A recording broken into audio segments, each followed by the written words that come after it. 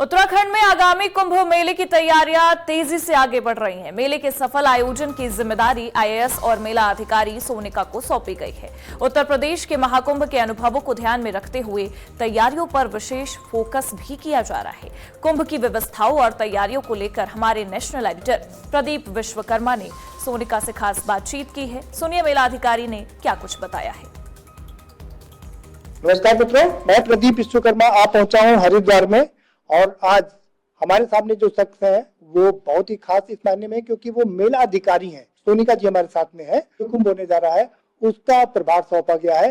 HRDA की भी वो उपाध्यक्ष है और साथ ही साथ में 2010-22 की आईएएस है। साइंटिस्ट भी है, डीआरडीओ में भी काम किया है, बहुत काम किया है। हम उन्हीं से थोड़ा जानकारी लेंगे कि क्या है उनका आगे का कार्यक्रम, कैसे वो इस जो 2027 का प्रोग्राम है उसको कैसे आगे बढ़ाएंगे। मैडम बहुत धन्यवाद आपका। बड़ा लंबे समय से आप राजस्थान से आते हैं? जी जी जी मैं राजस्थान से 2010 में आपने क्वालिफाई किया एज ए आईएएस? जी 2010 में मैं उत्तराखंड कैडर में आई और पिछले 15 सालों से मैं यहाँ काम कर रही हूँ। एक बड़ी बात यह है कि आप साइंटिस्ट थी, आप डीआरडीओ में भी साइंटिस्ट थी, तो वहां से साइंटिस्ट का टेम्परामेंट लेकर के आप इधर, और मैथमेटिक्स भी रही है, आपने एमएससी किया मैथमेटिक्स में, तो इधर का रुख कैसे किया? बेसिकली मास्टर्स किया फिर मैंने मैथमेटिक्स में और उसके बाद फिर मैं साइंटिस्ट रही डीआरडीओ में। और उसी टाइम पे फिर मुझे लगा कि एक बार प्रिपरेशन कर लेते हैं। मैं दिल्ली में ही रहती थी, मुझे प्रिपरेशन की, फिर मेरा सिलेक्शन हुआ 2010 में और उसके बाद से तो फिर मैं यहीं पे काम कर रही। राजस्थान एक मरुस्थल प्रदेश और उत्तराखंड एक हरियाली भरा प्रदेश, क्या डिफरेंस नजर आता है? मुझे कल्चरली मुझे लगता है बहुत सिमिलैरिटी है। काफी चीजों में सिमिलैरिटी दिखती है मुझे उत्तराखंड और राजस्थान में। और बहुत यहाँ पे भी मुझे it's like a home now.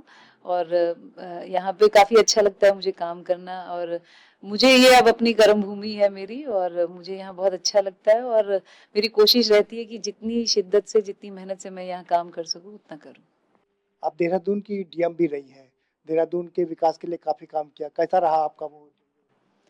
करीबन 2 साल 2.5 साल मैं वहाँ रही और काफी लर्निंग एक्सपीरियंस था क्योंकि कैपिटल थी, तो काफी चीजें सीखने को मिली मुझे। और बहुत अच्छा टेन्योर वहाँ पे मेरा रहा। मैं स्मार्ट सिटी भी उसमें उधर देख रही थी और काफी बहुत सारी चीजें डेवलपमेंट की भी वहाँ पे की गई।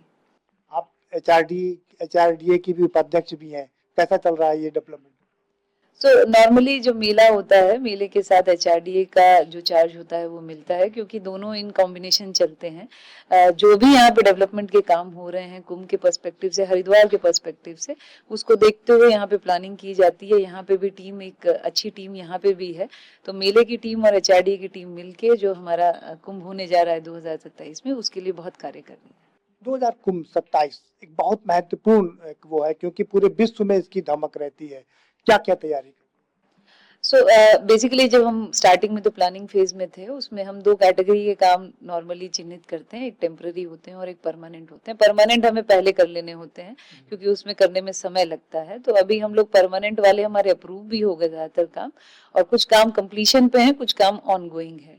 टेम्पररी की प्रक्रिया हमारी शुरू हो जाती है 1 साल पहले तक और उसमें मेनली हम टिन, बैरिकेडिंग, फर्नीचर और बाकी जितने भी टेम्पररी सेक्टर, हमारे 32 हैं, 4 जिले हैं हमारे, उन चारों जिलों में 32 सेक्टरों में किस तरह से एक छोटी छोटी टाउनशिप्स बननी है उस पे हम काम करते हैं। और उसी क्रम में हम लोग फिर टेम्पररी के काम शुरू करते हैं जिसमें बिजली, पानी, रोड, आपके टेंटेज, ये सब लगाए जाते हैं। एक बड़ा आयोजन है, पूरे विश्व की निगाहें लगी रहती हैं इस तरह के आयोजनों में, तो आप इसके प्रचार प्रसार के लिए कहाँ तक कैसे काम? बेसिकली ये क्योंकि अर्ध कुंभ, कुंभ, ये सभी जो हैं, ये एक जो पंचांग है, जो धार्मिक भावनाएं हैं और जो हमारे धर्म गुरु हैं, हमारे अखाड़े हैं, उन सब के सबका जो सभी लोगों के जो मार्गदर्शन होते हैं उसी में ये होता है। तो अभी हम अभी प्रचार प्रसार के क्रम में जो हमारी टीम है, जो हमारे शासन में भी टीम है, जो हमारा सूचना विभाग है, वो सभी लोग मिलके इसके प्रचार प्रसार पे काम कर रहे हैं। हमने उत्तर प्रदेश का कुंभ भी कवर किया, जब अब एक बड़ा आयोजन था महाकुंभ जिसका नाम दिया गया। पहले कुंभ को अर्ध कुंभ था और कुंभ था, लेकिन इस कुंभ को महाकुंभ का नाम दिया गया। तो वहां पर जो जिस तरीके से दिक्कतें आई, वो दिक्कतें नहीं आए यहाँ पर, तो उसके लिए आप क्या?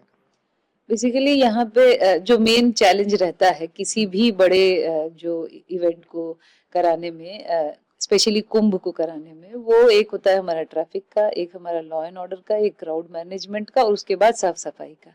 ये चीजें हैं जो लोग आते हैं, देखते हैं, और उसी में ही उनका एक एक्सपीरियंस जनरेट होता है। तो हमारी ये कोशिश है कि जो हमारे कंजेशन पॉइंट्स हैं, अभी जो शहर में कंजेशन पॉइंट्स हैं, उनको रिमूव किया जाए।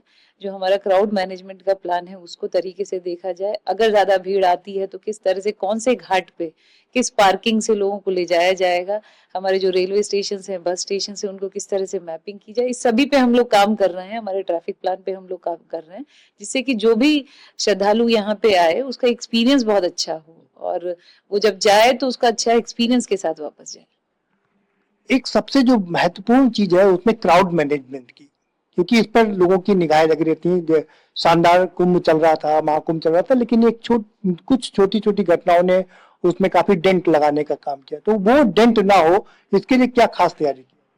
जैसे मैंने पहले भी बताया कि क्राउड मैनेजमेंट एक बहुत बड़ा चैलेंज होता है पुलिस के पर्सपेक्टिव से, एडमिनिस्ट्रेशन के पर्सपेक्टिव से, और उसके लिए जितनी हम मॉक ड्रिल कर लें और जितनी हम प्री प्रिपरेशन कर लें, बीट वो किसी भी पॉइंट ऑफ व्यू से, क्योंकि हमारे यहाँ जैसे पानी, जब गंगा जी में स्नान करते हैं तो लोगों के डूबने की जो लोग हैं वो फिसल जाएं या कुछ हो जाए तो किस तरह से इवैक्यूएशन करेंगे, या कहीं कोई और हादसा हो जाए, कोई आपदा आ जाए तो किस तरह से हम उसको मैनेज करेंगे। अगर उन सिनेरियोज पे हम लोग पहले मॉक ड्रिल करके और बाकी चीजों को अगर हम देख लें तो जो हमारे बॉटलनेक्स हैं वो हमें पता चल जाए और उसको फिर हम ठीक कर लें। यही एक प्लान है प्रिपरेटरी, हम जो प्री प्रिपरेशन कर रहे हैं वो इसी पे कर रहे हैं, और हमारी टीम और हमारी एनडीएमए की टीम, एसडीआरएफ की टीम, एनडीआरएफ की टीम, हम सब लोग मिलके इस पे प्लानिंग कर रहे हैं। ये जो मेकशिफ्ट अरेंजमेंट किए जाते हैं, जो ब्रिजेस बनाए जाते हैं, हमने जो एक्सपीरियंस किया, हमने कई कुंभ कवर किए हैं, उस पे जब दबाव पड़ता है तो वो उसके भी टूटने के काफी चांसेस रहते हैं, क्योंकि भीड़ बहुत ज्यादा आ जाती है। उसको लेकर के कुछ देख रहे हैं? तो हमारे यहाँ पे परमानेंट बहुत सारे ब्रिजेस हैं, करीबन 30 प्लस ब्रिजेस हैं हमारे पास, और हम लोग कुछ टेम्पररी बनाते हैं। हम लोग वैली ब्रिज बनाते हैं टेम्पररी, जो कि पार्किंग में जाने के लिए और बाकी चीजों के लिए काम आते हैं। तो हमारे पास दोनों स्ट्रक्चर्स अभी अवेलेबल हैं। तो जो परमानेंट है उनका हम सेफ्टी ऑडिट करा रहे हैं, और उसके क्रम में जो भी ऑब्जर्वेशन आ रहे हैं उस पर काम कर रहे हैं। और जो दूसरे हमारे ब्रिज होते हैं उनमें हम सर्टिफिकेशन लेते हैं, हम थर्ड पार्टी को भी बुलाते हैं और बाकी टीम्स को बुला के उसका चेक कराने के बाद ही हम उनको यूज करते हैं। साधु संत महात्मा हैं जो अपनी यात्रा लेकर के निकलते हैं, उनको किसी प्रकार की दिक्कत ना हो सके, क्योंकि अक्सर ये देखा जाता है कि नाराज हो जाते हैं, तो उसके लिए आप क्या? जैसे मैंने कहा कि हमारे समस्त अखाड़े जो हैं और सारे धर्मगुरु जो हैं और जो भी हम लोग, ये सारा जो हम कर रहे हैं उन्हीं के मार्गदर्शन में और उन्हीं से बातचीत करके और उन्हीं के डायरेक्शंस में हम लोग सारी चीजें कोशिश कर रहे हैं करें। और जितनी भी हम लोग चीजें कर रहे हैं उनको उनके संज्ञान में डालते हुए इसलिए कर रहे हैं कि जिससे कि जो भी सुझाव हमारे पास आए, जो भी जो इनपुट्स हैं उनको लेते हुए हम लोग आगे काम कर रहे हैं। एक आखिरी सवाल है, आप उत्तराखंड वासियों को और पूरे देश को, पूरे विश्व को क्या संदेश देना चाहते हैं इस जो कुंभ, अर्ध कुंभ आ रहा है उसको लेकर?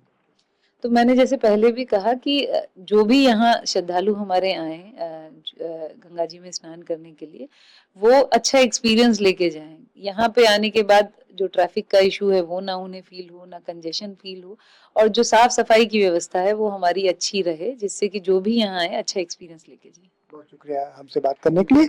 तो ये है महिला अधिकारी मैडम सोनिका जी, जो बता रही है कि उन्होंने चाक चौबंद व्यवस्था कर रखी है कि जो श्रद्धालु आए या जो साधु संत महात्मा हो उनको किसी प्रकार की कोई दिक्कत ना होने पाए, इसके लिए उन्होंने बहुत खास ध्यान रखा है, क्योंकि ये एक ऐसा आयोजन होता है जिस पर पूरे विश्व की निगाहें लगी होती हैं और स्टेट का भी काफी स्टेक इसमें होता है।